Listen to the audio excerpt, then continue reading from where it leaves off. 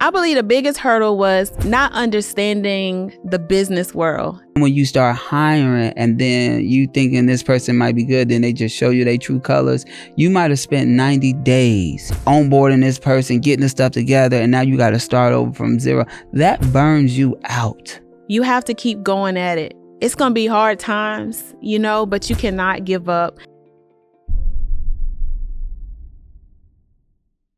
Hey, how you doing today? I want to welcome you to the Content Aesthetic Show, where we have different med spa owners, different aesthetic professionals come on to share their stories so they can help you to keep thriving and making a difference in your community. And on today's episode, we have Jennifer Oliver. How are you? I am fabulous and alive. I love that. Jennifer, can you tell us how you use your business to make a difference in the community? So I use my business to make a change in people's lives by one, helping them lose weight. Yes. Losing weight has been such a key factor in many people's lives. And so with my proven strategies that I have developed at the medical spot, This is how I am changing lives in my community. I love that. And what made you want to let me offer weight loss? Well, let me tell you, weight loss is so special to me. Yeah. I struggled with losing weight my entire life. I mean, I would lose 5 pounds, I would gain 20. I would lose 3, I would gain 40. So with weight loss, it was personal. So that's why I decided that if I can lose weight with the program that I have at the medical spot, I know I can change someone else's life. I love that. So, but what made you okay, I'm going to lose the weight. Now let me go help others. See, it's one thing. Sometimes people will do it, get their weight going and they keep going. But you let me go help others. Why was it important for you to do that? Because just like how I struggle with so many insecurities, I know that's the next woman right out there with the same thing. And so I said, if I can create a program that can help these women feel better like I feel better, then this is what my passion is and this is what I need to do. That's deep. And so for you, were you always in aesthetics? No. So my background is cardiovascular and thoracic surgery and bariatric medicine and also obesity medicine. So did you have a childhood dream to be a nurse? And what happened? So I've always wanted to be a nurse. Well, actually, it was either be a nurse or a flight attendant. So, so I chose nursing. What made you decipher between the two? Well, the fact that I knew I had to really think about at a young age that I like to help people. And I like to make a change in people's lives. And I had to understand that being a flight attendant, I don't think I could have made the impact like I have made being a nurse. That's big. And so when was it that you let me go from hospital to my own business? Whew, what a journey. So that change happened in 2020. Oh, in pandemic mode. Pandemic.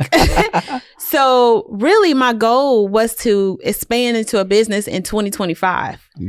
But baby, after that pandemic hit, I said, now is the time. I have to make a shift now in my life. And so that's what pushed me to become an entrepreneur and start the medical spot. Was it an easy transition? Absolutely not. What was one of the big things that was a hurdle for you at that time? I believe the biggest hurdle was not understanding the business world. I understood the medical world. I had no clue about marketing and I thought, hey, I'm a nurse practitioner. They're going to come to me. But I learned at that time that it's more to running a business than just saying you're a nurse. Because a lot of times I hear people be like, yo, I'm a doctor, I'm a nurse practitioner, I'm this. They think the credentials matter to the consumers and the masses when they don't even know the difference. Exactly. To them, y'all all the same. Exactly. White coat, we all the same. All the same. And so for you, when you first started the business, did you start out of your house? Did you have a suite? How did it start for you? So originally, and this is about to be story time. I started as mobile IV hydration and COVID testing, right? During the midst of the pandemic. I started out the trunk of my car. I will be on the road for 7 days a week, 12 hours a day, doing IV hydration and COVID testing. So my business started from the trunk of my car. Master P style. That's right. No limit. I love that. And so what was that transition from like the trunk to the location? Well, it was scary because, you know, my mindset was I can reach everybody by being mobile. But in actuality, my client base was growing to the fact that I couldn't serve everybody mobile. So I had to go to the next step and move into a brick and mortar space. And that was a whole different. Yeah, that's a totally new world. So when you moved into it, did you like, of course, your overhead changed? Did you have to hire people to help you? What was that process like? Well, when I first started, like most nurses, we figure we can do everything ourselves. Yeah. So I said, I don't need to hire staff. I can operate this practice by myself. But within the second week, I realized I need to hire somebody to come in here because it's impossible for me to answer the phone, assess the clients, provide a service, not even talk about marketing. So in my second week, I actually hired my first employee. And how was that for you? That was an experience. Hiring staff, you really have to keen in on what your values are, what you want from them, not just what they can provide. Because having staff and having turnovers can be deadly to your business if you don't have the right systems in place to have the correct people. I think that's super important because it's like to have the courage to go hire, I think is very special. But then when you start hiring and then you thinking this person might be good, then they just show you their true colors. You might have spent 90 days onboarding this person, getting the stuff together, and now you got to start over from zero. That burns you out. And a lot of people don't know it. And it's like what I realized was what we sometimes tend to do is we go get people that is not fully skilled and like really an expert at what they do. And we just take people that's like, okay, they'll take this little pay. Okay, cool. I'm gonna go with that person. But instead, what we have to start doing is paying more money and getting top tier people. Yes. You know, this is their thing and they love it. And, you know, as business owners, we all go through it because we be like, man, I need help now. Right. And when you need help now, it's like, come on, all right, I got you. But just having the courage to be willing to pay, I think is a big thing. Now it's like, all right, well, we got to get our business to a point to pay the good numbers so we can have long term and we don't have to keep having turnover. Right. And I think that was like something we had to learn and keep learning daily. It's not nothing that we just gonna master. Right. And so for you, having, you know, your kids watching you, how important is it to you that they see you actually achieving and striving for your dreams?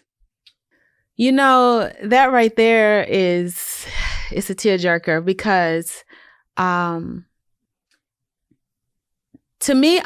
them, I'm Superwoman because they never knew that, you know, my mom could be a business owner. My mom can have employees. My mom can help people.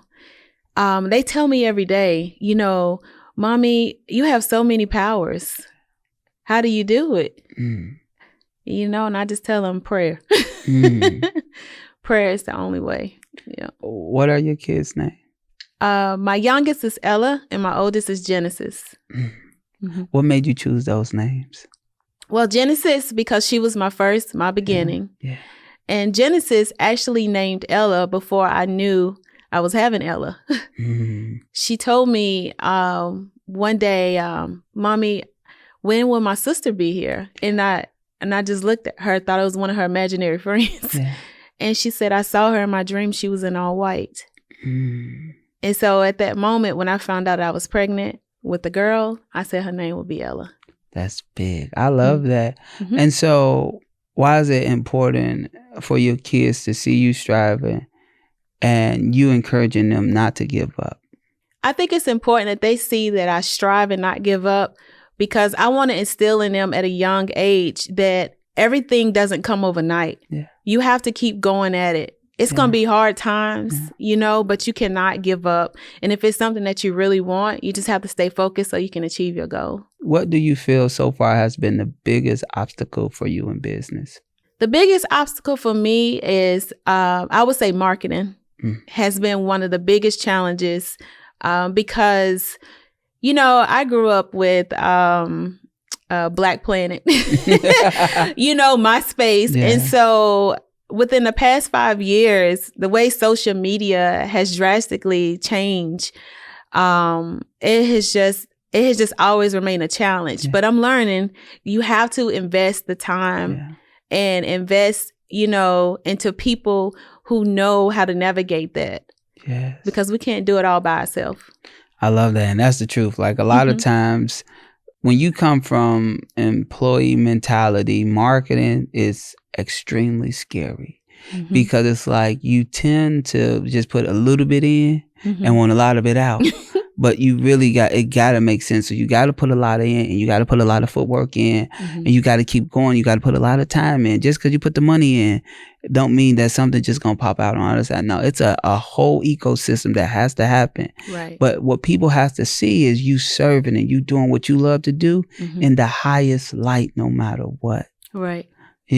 How has content impacted your business? Well, I'll tell you a little secret. When I first started, I didn't want people to know who I was. I said, if I don't show my face, they'll just come because what I'm putting out there. Well, that was the biggest mistake you could ever make as far as an entrepreneur and especially in this industry. People want to know who you are.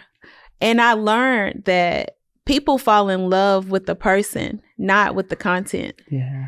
So I think starting to show up and let people know, hey, I know what I'm talking about. Yeah. I'm highly educated and I know exactly how you feel.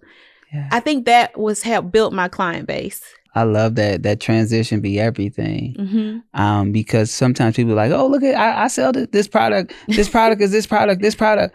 Nobody knows what it is. They fall in love with you and then for you to have the product at the same time, it's a double win. Right. If you could shine light on one of your superpowers, what would it be and why?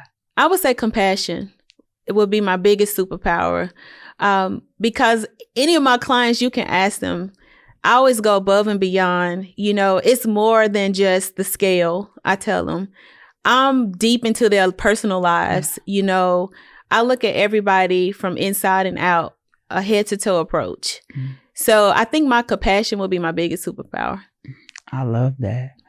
I want to just commend you for having a vision for yourself first, which when you did your weight loss journey and saying, dang, I want to go serve and help others, because you didn't have to do that. You could have been stingy with the resources. So I want to just commend you for doing that, for transitioning, for not being afraid to pivot and scale. And when I say afraid and scared is two different things. Right. See, afraid means you will not go forward. You will run backwards.